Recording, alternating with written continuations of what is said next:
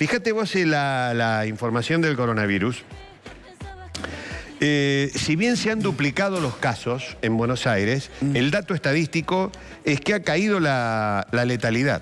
Es decir, obviamente, a medida que van aumentando los casos, se van conociendo ya las recuperaciones, va bajando el nivel de mortalidad o de agresión, que todos dicen se puede estacionar entre el 3% más o menos, como promedio general, con excepciones como la de Estados Unidos, donde todavía no se sabe en qué va a terminar, o las de Brasil, que ahí porque ha explotado el sistema. Obviamente, si acá explota el sistema, no va a haber gente que se pueda atender, que se pueda recuperar, entonces va a aumentar la letalidad. Pero originalmente la letalidad no superaba el 5%. Estaba entre el 3 y el 5. Exactamente.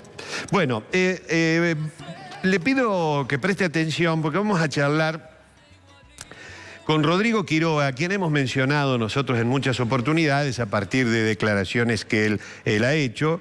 Es un investigador de la Universidad Nacional de Córdoba, es bioinformático, investigador del CONICET, y él tiene una mirada básicamente desde el punto de vista matemático o estadístico que es sorprendente sobre la pandemia. Así que bueno, lo saludamos. Rodrigo, ¿cómo estás? Buenos días. Hola, buenos días.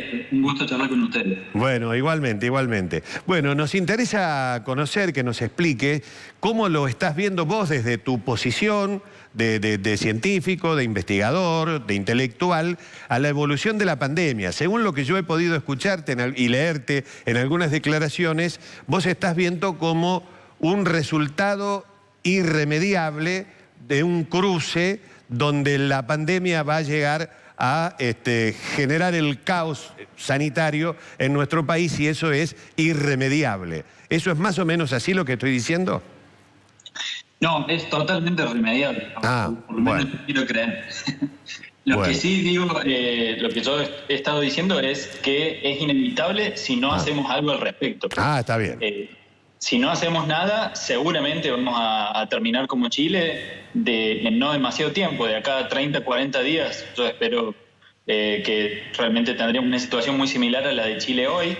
Y de hecho, los números que tenía Chile hace 30, 40 días son muy parecidos a los que tenemos nosotros hoy, en cuanto a ocupación hospitalaria, al número de casos y a la velocidad de crecimiento del número de casos. Entonces, me parece que tenemos que aprovechar que hemos manejado hasta el momento mejor la epidemia que otros países sudamericanos y realmente aprovechar para tomar medidas a tiempo para evitar lo que ya ha ocurrido en otros países, como venían mencionando ustedes, Chile, Brasil, etc. Ahora, ¿qué es lo que estás viendo vos que se debe mejorar para evitar que este cruce de estos dos factores ocurra? Porque se supone que hemos hecho la cuarentena más larga del mundo y eso nos debiera haber permitido estar mejor colocados ahora y no depender de soluciones que se deban tomar prontamente.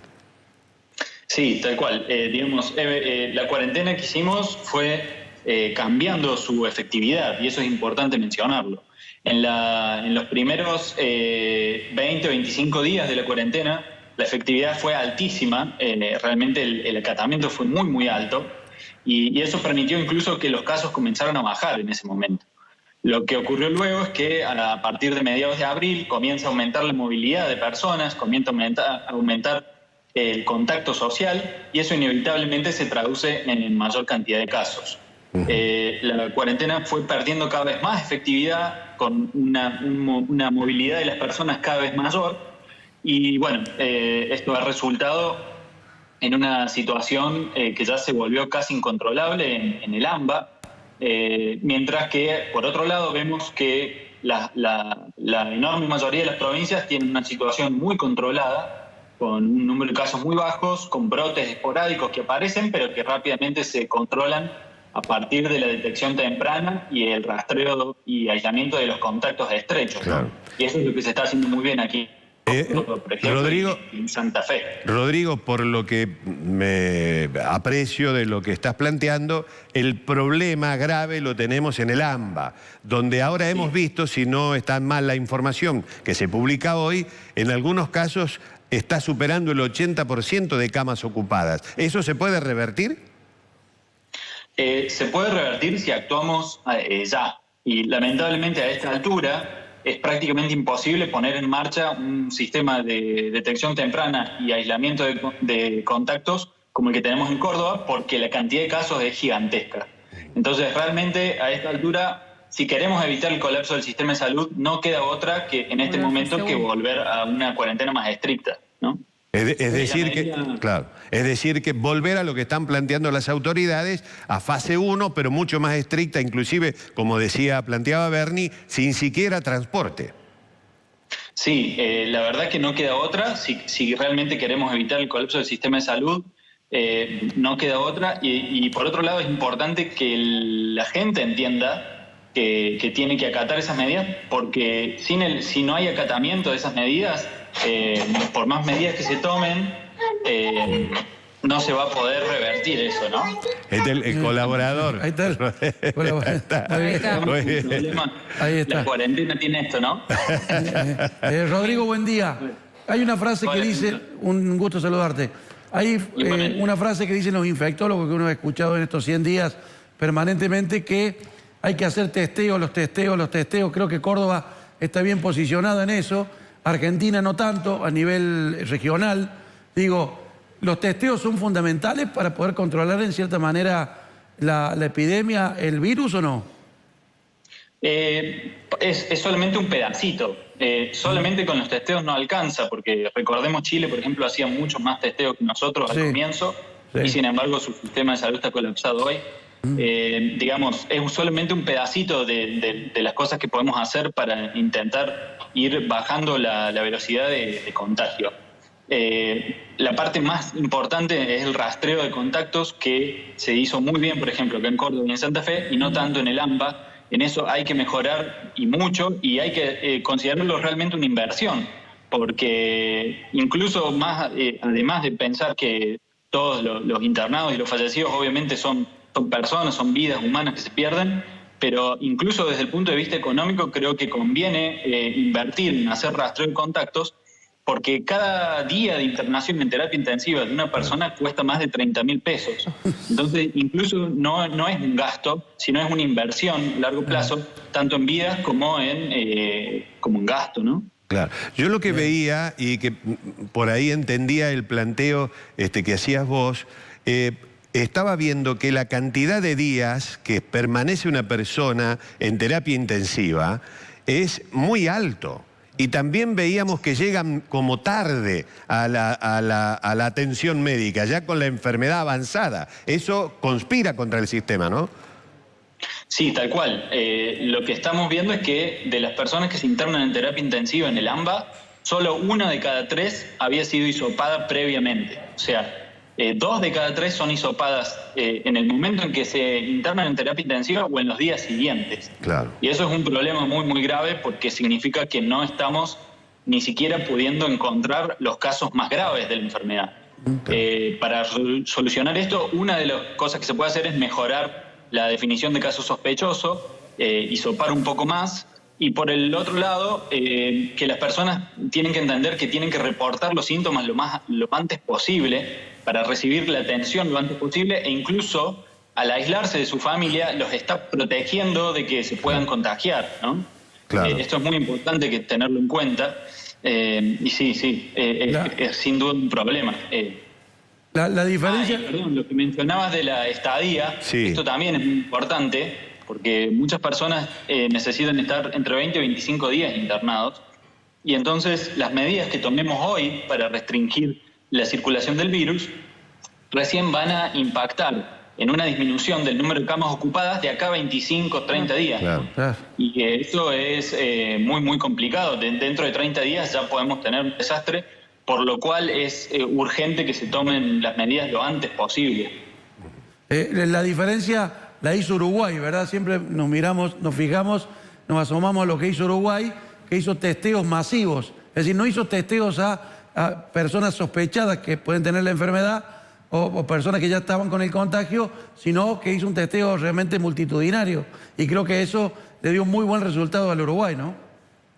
Bueno, tuvo una política muy similar a la que tuvieron Córdoba y Santa Fe, y en población también se parecen bastante, Claro. y en densidad poblacional también. Y los tres han tenido muy buenos resultados. Está claro que el AMBA es más complicado por sus particularidades geográficas y socioeconómicas. Realmente es mucho más difícil, pero creo que tenemos que hacer todo lo posible para estar a la altura. Y de nuevo, si se vuelve una cuarentena más estricta, no alcanza solamente con eso. Claramente hay que aprovechar ese tiempo para poner en marcha un sistema masivo de rastreo de contactos, como los que tienen Córdoba y Santa Fe en el AMBA, ¿no? Sí, digamos que aparte de las cuestiones epidemiológicas, médicas, la matemática te dice claramente que si no actuamos hoy, esto colapsa. Así de simple es, ¿no? Sí, básicamente sí. Después es discutible la fecha, cómo se calcula esa fecha. Eso es discutible y da lugar a distintas hipótesis, pero realmente si el número de casos sigue aumentando exponencialmente, es inevitable que colapse el sistema de salud en algún momento. Y si no quedaría otra alternativa. Estamos hablando básicamente del AMBA y provincia de Buenos Aires, o Gran Buenos Aires y Capital Federal. Ahí, si no hay una cuarentena muy restrictiva, esto no se frena. No, realmente no. Y digamos, la clave, la única forma de evitar el colapso del sistema de salud es que el número de casos diarios comience a bajar. Claro. Y la medida más fuerte que tenemos y más efectiva y más rápida para lograr eso es una cuarentena estricta, lamentablemente, porque bueno, aún no tenemos otras medidas que se puedan implementar tan rápido y que sean tan efectivas. Está bien. Bueno, Rodrigo, te agradezco la gentileza, bien clarito y bien explicado. Te agradezco mucho y mandale un saludo al secretario ahí que hizo su aporte. Muchas gracias. ¿Cómo se llama el secretario? ¿El apuntador? Sí. Agustín. Agustín, bueno, un abrazo grande, muy amable. Igualmente. Chao, hasta luego. Bueno, está claro. Científico. Si matemáticamente Va a colapsar. la ciencia te dice que si sigue la cantidad, en Buenos Aires, ¿no? Sigue la cantidad de casos, se acaban las camas. Y no hay vuelta. Me parece entonces que va a tener razón Bernie. ¿Y sí? Volver a la fase 1. Fase 1 sin ni siquiera transporte. Todo el mundo encerrado en su casa por 15 días. Una persona por familia para los alimentos, las compras remedios, y nada cuestiones más. esenciales y nada más. Ahora, ¿cómo se hace en el primero y segundo y tercer cinturón del Gran Buenos Aires para tener contenida a la gente que ya ni siquiera tiene un peso? Bueno, solamente con un ejército de colaboradores, el Estado absolutamente presente, minuciosamente presente para poder lograr ese cumplimiento. Pero está dicho matemáticamente, lo acaban de escuchar ustedes. Este chico es un científico de la universidad, del CONICET. Las curvas se van a cruzar, casos y camas, y se terminó. Vamos a empezar como en Brasil, atendiendo en la puerta de los hospitales como... Y si no se toma, no se toman las medidas ya, en 25 días vamos a ver. Se va a ver reflejado esto. Ya se están atendiendo gente en los pasillos de los En hospitales. los pasillos. Uno ve, hay algunos hospitales del conurbano que la gente ya está, las camillas están en los pasillos. ¿Te acuerdas los videos que veíamos de Milán, ese chico de cordobés de Milán que mandó videos que mandó el video que estaba en las camas de los... Bueno, en algunos nosocomios de Buenos Aires está pasando lo mismo. Bueno, nos debe servir a nosotros, a los cordobeses, algunos de estos datitos. Si usted tiene el primer síntoma, lo que sea, vaya a la consulta, porque cuanto más temprano lo atiendan, más temprano pueden detener la enfermedad y no ir tarde cuando ya inexorablemente tiene que ir a la terapia intensiva, al respirador, donde ahí es complejo. Ahí ya comienza a ser una media lotería, digamos. Ahí la estadística empieza a correr. En cambio, fuera de eso, las cosas se pueden manejar de otra manera, inclusive domiciliariamente. Además, si va tarde, si va tarde a la consulta, ha desparramado durante un montón de días el virus por un montón de lados. Sí, a un montón de gente. Bueno.